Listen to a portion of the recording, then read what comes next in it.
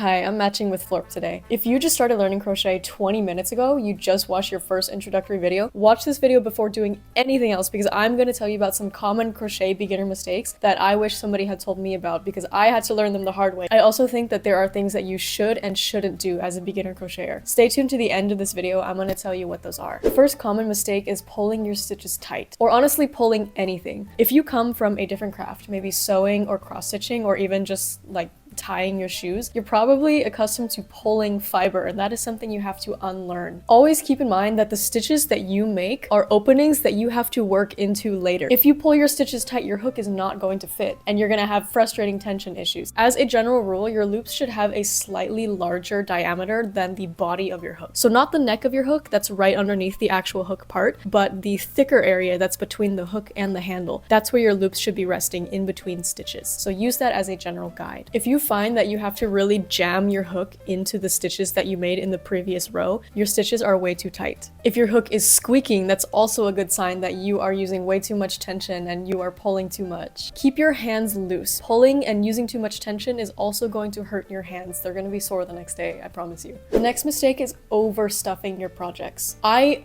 love stuffing my projects, like when I'm making plushies. I love when you can finally start putting polyfill in because you see the shape form and you see your project come to life. So I just kept stuffing and stuffing because you can always condense polyfill more. So I was like, why not? And I loved being able to like get rid of my yarn scraps and my polyfill and seeing it disappear into the project. Don't do that, because once you actually finish your project, it is going to be bursting at the seams. The stitches are going to be stretched out so much that you can see the stuffing underneath them, and it's gonna look super wonky and ugly. So you should actually stuff conservatively. If anything, you should actually be taking your polyfill and like pulling it apart so that it's decondensed. So always stuff moderately unless you want your plushie to be like literally oozing polyfill out from between its stitches. Underestimating yarn requirements. This is a common mistake, especially when you come from knitting. Crochet demands upwards of triple the amount of yarn that knitting requires. I'm not telling you to bulk buy, like don't be like those toilet paper hoarders during COVID, but when you are estimating your yarn requirements for a certain project, especially when you're still trying to figure out your tension and your gauge, I suggest overshooting and buying maybe an extra skein or two. If you are new to crochet, some of that yarn is also going to be sacrificed to you making mistakes, getting tangled. Give some extra space and forgiveness for things to go wrong without super big consequences, because the last thing you want to do is buy not enough yarn and then you run out, and then the next day when you go back to the store you see that it's like out of stock or discontinued. That's happened to me a couple times at the start and it was absolutely infuriating. Working into just the magic ring. So many tutorials show you how to make a magic ring, but they don't actually tell you how to work into it. I was working into just the ring, like the singular strand of yarn that made up the ring, and I was so frustrated. I couldn't figure out why my first row was not closing when I pulled on the yarn tail, and it's because you have to work into the magic ring and the starting yarn tail so that it can pull through all of your stitches in the first round. Nobody told me that, and I was just suffering until I watched a video of somebody else doing it. If you want a comprehensive tutorial on how to both make a magic ring and work into it, I'm gonna link it somewhere up here and also in the description. Weaving in just anywhere. Weaving in is like the bane of a crocheter's existence because it is so tedious and boring. By the time you're weaving in, your project's pretty much done and you just want to get it over with. So it's very tempting to just like grab your yarn and just like jam it through any area in your project. But if you are not intentional with where you are weaving in, you are gonna see the yarn tail. You have to follow along the chain or disguise it into the body of stitches. Make sure that you are weaving in like parallel or perpendicular to your project and not just like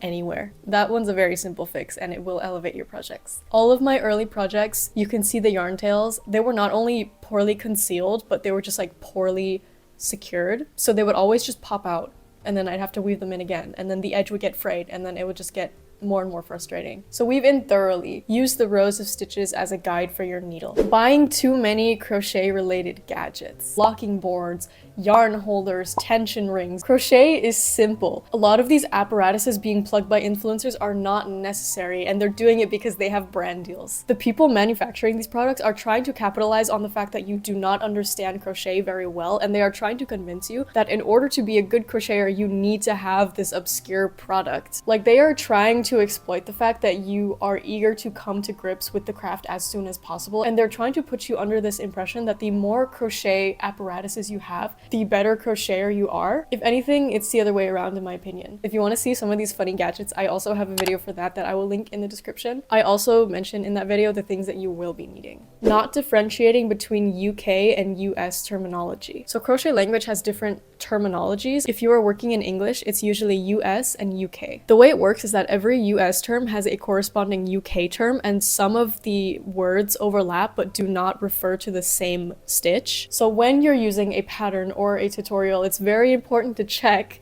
whether it's in US or UK terms. Now, just because you learned, let's say, US terminology, that doesn't mean to say that you cannot follow crochet patterns that are in UK terminology. It just means that you need to have some sort of conversion chart to refer to, and be extra careful that you don't get any of the stitches mixed up. Using incompatible hooks and yarns. You can change yarn mid-project, but if that yarn is a different material, has a different weight, your project is gonna look different halfway through. Similarly, you cannot use two different hooks with one yarn and expect that yarn to look the same. Even if you are switching between two hooks of the same size, but they are of two different brands, all of a sudden your tension will change because now you're holding a different handle that affects your form. Selling your projects too soon. Your first projects are gonna suck.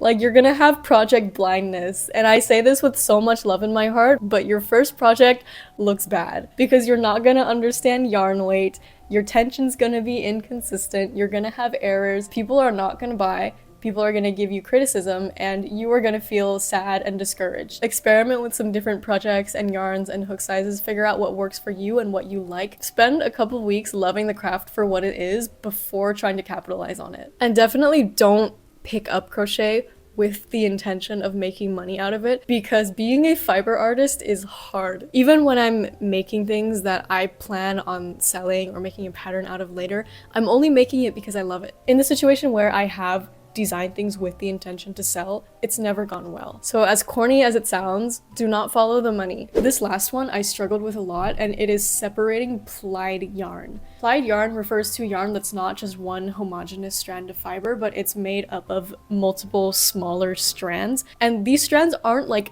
glued together, so you can separate them. They're just twisted together. At the start, I was like going in between the plies with my hook, and I was like, oh, it doesn't matter. I'm just gonna craft on and then it won't show. Like, it took me so long to do a stitch that if I accidentally worked in between the plies, I was like, I'm not bothered to unravel this. I'm just gonna work through. It's gonna show in your project, and it's gonna look bad. So be very careful not to get the plies tangled. You're gonna be making a lot of mistakes, and you're gonna be having to unravel. If you've been working in between the plies, it's gonna be so hard to unravel your yarn because it's like a jumbled mess of plies and strands and fiber. So those are a few words of advice that I didn't really come across when I was learning crochet, and now you know them so that you don't have to make the same mistakes as me. I also want to tell you guys about things that you should and shouldn't do, starting with things you shouldn't. Buying every single yarn in sight and being way too ambitious with yarn. So obviously, not all yarn is made equal, and that means some yarns are going to be more difficult to craft with than others. Dark yarn, for instance, confetti yarn,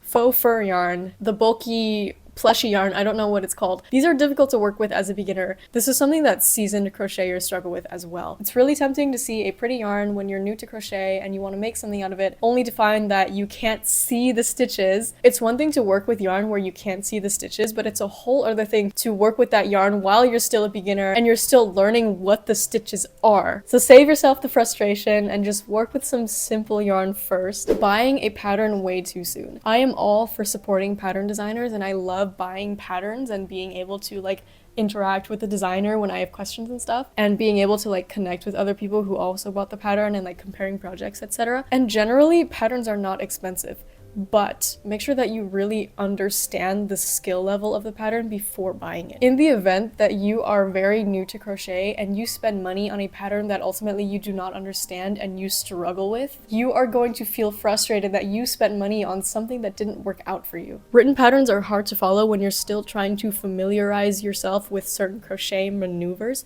Start out with watching video tutorials where you can really craft along with the person in the video, and if you want to learn patterns, there are lots of free ones on the internet. Which brings me to things you should do, and the first thing on that list is learning to read patterns. A very small percentage of crochet exists in video format. If you don't learn to read patterns, you are restricting yourself to a very small corner of the internet, and you are only seeing a fraction of crochet projects and what crochet can do. I think patterns unlock probably like 80% of the crochet world. I learned patterns and then I never felt the need to move on to learning charts. To this day, I've still never followed a chart because being able to read patterns has been more than enough for me. It's incredibly valuable. If you look at a pattern and you see like all these abbreviations like DC, SC, LGBT, it's like really overwhelming. It's really easy to learn because they're just abbreviations. I think crochet patterns are also getting easier as time goes by because we rely more and more on them rather than like generational knowledge. Like more and more people are learning on the internet rather than like from their grandmothers. So crochet language is evolving to become easier and easier. Don't be intimidated. That being said,